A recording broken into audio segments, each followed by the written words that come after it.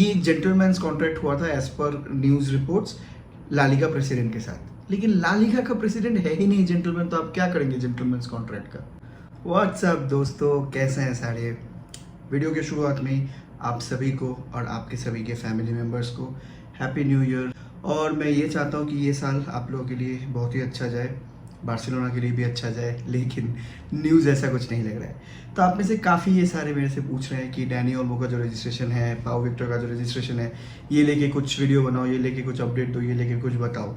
लेकिन मैं ये टॉपिक लेके इसलिए नहीं बात कर रहा था, मैं इस टॉपिक को इसलिए नहीं छेड़ रहा था क्योंकि इंटरनेट में ऑलरेडी बहुत सारा हिट है। इंटरनेट में कंटेंट क्रिएटर्स हर एक क्लब के ऑलरेडी मिल्क कर रहे हैं सिचुएशन को, और सभी अपने अपने विशेष टिप्पणी दे रहे हैं और बोल रहे हैं कि क्या सही है क्या गलत है, लपो टपो हटा दो, इसको कर दो उसको कर दो।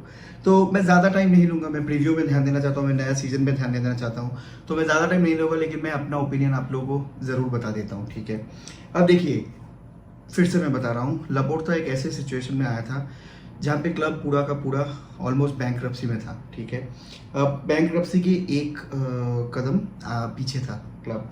तो जोसेफ मारिया बार्टोमेउ ने बहुत ही बेहतरीन काम किया था। जोसेफ मारिया बार्टोमेउ ने इंश्योर किया था कि हर वो डिफ़िकल्टी नए प्रेसिडेंट को फेस करना पड़े या नए उस गार्डियन को फेस करना पड़े, जिससे क्लब पूरा का पूरा ख़त्म हो जाएगा। लेकिन मजाक की बात और हंसने की बात यह है कि जब ये सब हो रहा था, जब वो भतेरे डॉलर दे रहे थे, जो कुछ भी कर रहा था, उस्मान डेम्बेले को 160 दे दिया, कुटिनो को 160 दे दिया, ग्रीजमैन को दे दिया 120, कतई जहर मचा रहा था, ठीक है।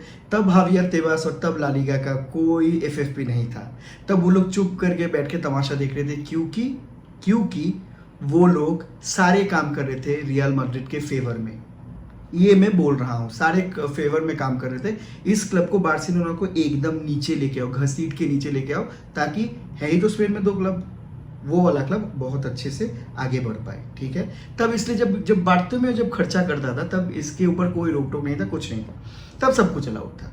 जैसे ही प्रेसिडेंशियल चेंज होता है और समझ में आता है कि एक ऐसा बंदा आ रहा है जो पावर को चैलेंज करेगा, ठीक है, जो रियल मैड्रिड के सुप्रीमेसी को चैलेंज करेगा, जो बोलेगा कि नहीं भाई ये तो सही नहीं कर रहे हो, तभी शुरू होता है ये सारे प्रॉब्लम्स का।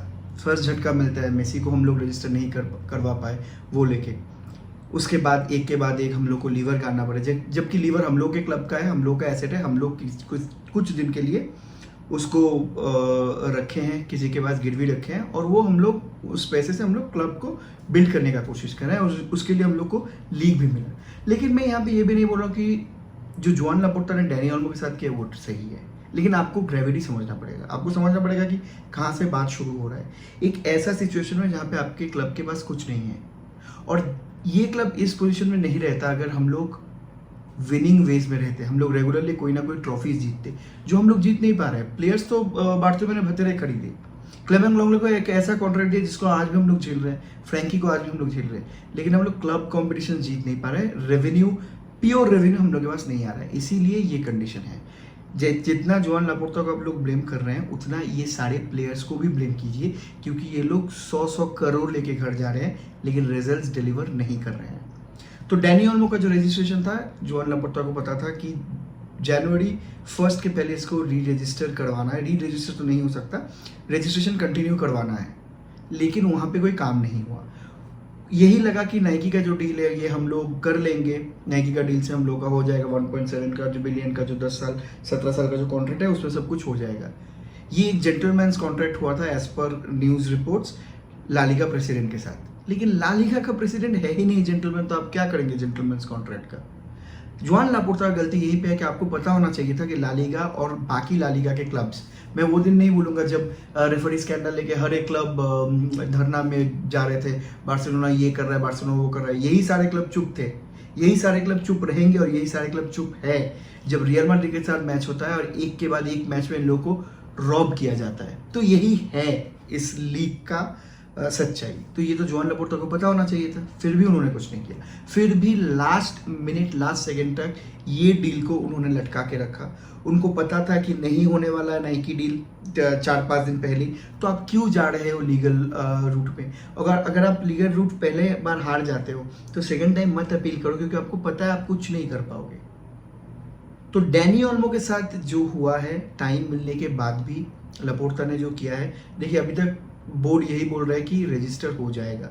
तो अभी तक मैं फाइनल वर्डिक्ट नहीं दूंगा, मैं देना भी नहीं चाहता, क्योंकि ऑलरेडी क्लब इतना मुश्किल में, मैं और ज़्यादा इसको लेके बात का बतंगा नहीं बनाना चाहता। और मैंने देखा है मेसी को वॉकआउट करते हुए, तो डैनी ओल्मो का ये मेरे लिए बहुत शॉकिंग कुछ नहीं होगा। मिडफील्ड में वी आर वेल प्रोटेक्टेड, लेकिन ये वाला सिचुएशन होना नहीं चाहिए था। और ये वाले सिचुएशन के लिए पूरा का पूरा जिम्मेवारी जाता है जोआन लापोर्ता को। इसका मतलब क्या है, जोआन लापोर्ता आउट? मेरे लिए नहीं, क्योंकि आप जोआन लापोर्ता को आउट करके किसको लाएंगे? विक्टर फॉन्ट को लाएंगे। आपने अभी भी एक भी टेन्योरिटी देखा है विक्टर फॉन्ट का? नहीं देखा है। बंदा आगे सिर्फ चिल्लाता है ये प्रॉब्लम है, ये प्रॉब्लम है, ये प्रॉब्लम है। तो सोल्यूशन दो। क्लब के अंदर जो बैठे हैं वो सोल्यूशन नहीं ढूंढ पा रहे हैं। जोआन लापोर्ता रात दिन काम करके एक एक चीज डील क्रैक कर रहा है, और आप बाहर से सिर्फ उंगली उठा रहे हो, ऐसा नहीं होता। तो मेरे लिए आप जोआन लापोर्ता को हटा के किसी को भी लाएंगे तो वो बेहतर काम नहीं करेगा। तो स्टिक कीजिए। पहले भी मैं बोल रहा था एक्सपेक्टेशन लो रखिए, एक्सपेक्टेशन लो रखेंगे तो कुछ आपको इतना दिक्कत नहीं होगा। क्लब को बिल्ड करने में टाइम लगता है, ये सिटी नहीं है, तेल का पैसा नहीं है, ये चेल्सी नहीं है जहाँ पे एक ओनर आके तहस नहस करके 3-4 बिलियन देके क्लब खरीद के 40-50 टू प्लेयर लेके बैठे रहता है। ये वैसा वाला क्लब नहीं है, ये सोशियो ओन्ड क्लब है। इसको रीबिल्ड करने में बहुत टाइम लगेगा, 2-3 साल में नहीं होगा, ठीक है। तो इसी को मद्देनजर रखते हुए हम लोग आगे बात करेंगे प्रीव्यू लेके। बारबास्टो वर्सेस बार्सिलोना का जो फर्स्ट मैच होने वाला है कोपा डेल रे राउंड ऑफ 32 में, तो वो होगा अवे फ्रॉम होम बारबास्टो के म्यूनिसिपल कॉर्पोरेशन ग्राउंड में, जहाँ पे 5000 लोग रहेंगे अटेंडेंस में, और जहाँ पर रहेंगे जोसेफ मारिया बार्टोमेओ। दिल करता है उसको देख के ही, उसको देख के ना बार्सिलोना के सपोर्टर्स को वहां पे उसको अंडा फेंकना चाहिए, उसके मुंह के ऊपर अंडा फेंकना चाहिए। उसको इतना जरूरत है, वो अभी भी आके मैच देखता है। तो उस मैच में वो रहेगा, क्योंकि बारबास्टो एक ऐसा टीम है जो 4th डिवीजन के लास्ट हाफ में है, जो रेलीगेट 4th डिवीजन से भी हो जाएगा ऐसा लग रहा है। लास्ट साल यही मैच हम लोग 3-2 में खत्म किए थे। जावी तब हम लोग का कोच था, इस साल हैंसी फ्लिक कोच है। मेरे को लगता है कि दिक्कतें हम लोग को फेस करना पड़ेगा, क्योंकि जब भी कोई टीम लो ब्लॉक या लोएस्ट ब्लॉक पे चला जाता है हम लोग को प्रॉब्लम होता है उसे ब्रेक डाउन करने के लिए। लेकिन इसके साथ मैं ये भी देखना चाहता हूँ कि इस टीम में इस मैच में बहुत सारे रोटेशंस होना चाहिए। मैं ऊपर देखना चाहता हूँ एंसू फैटी को लाइए, खिलाइए उसको 30 मिनट, 40 मिनट, 50 मिनट खिलाइए उसको। ये सब टीम के अगेंस्ट नहीं खेलेगा तो कब खेलेगा? ये टीम के अगेंस्ट अगर वो 1-2 गोल मार देता है तो जबरदस्त कॉन्फिडेंस बूस्टअप होगा। तो मेरे को चाहिए आप रोनाल्ड अराउjo को डालिए, आप हेक्टर फोर्ड को डालिए, ठीक है, आप जेरार्ड मार्टिन को डालना चाहते हैं तो डालिए, और मिडफील्ड में फर्मिन लोपेस को डालिए। पेड्री को डालने का कोई ज़रूरत नहीं है, और लमीन यमाल को प्लीज़ मत डालिए। वो उसको चाहिए हम लोग को सुपर कप में जो मिड वीक होने वाला है एथलेटिक बिल्बाओ के साथ, क्योंकि वो रेवेन्यू का बात है जो सऊदी में होने वाला है। तो मैं देखना चाहता हूँ, और अगर रजिस्ट्रेशन हो जाता है तो पाव विक्टर को भी मैं देखना चाहता हूँ अप टॉप, लेकिन नहीं होता है तो लेवांडोस्की से काम चला लो आप।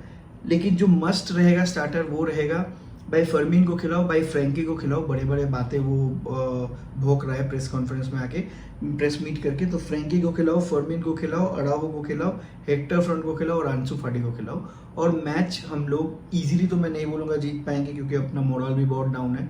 तो मुझे लगता है 1-2-1 या 3-1 का एक विक्ट्री हम लोग निकाल के लाएंगे। और याद रखना इस मैच में कोई VAR नहीं होने वाला है इस राउंड पे। तो रेफरिंग के बारे में मैं अभी कुछ नहीं बोलूँगा, उसको लेकर हम लोग बात करेंगे मैच के बाद। तो यही था मैच प्रीव्यू। इसके बाद आने वाला है सुपर कोपा दे एस्पाना, वहाँ पे हम लोग सेमीफाइनल खेलेंगे, तो उसको लेके भी हम लोग बात करेंगे। चैनल में नए हैं तो सब्सक्राइब करना, कमेंट करना, लाइक करना, और बताना आपको क्या अच्छा लगा और आपको क्या लगता है हम लोग किस सिचुएशन में डैनी ओल्मो का रजिस्ट्रेशन सॉल्व कर पाएंगे। इसी के साथ अलविदा लेता हूँ, तब तक के लिए वेस्कायल बारसा।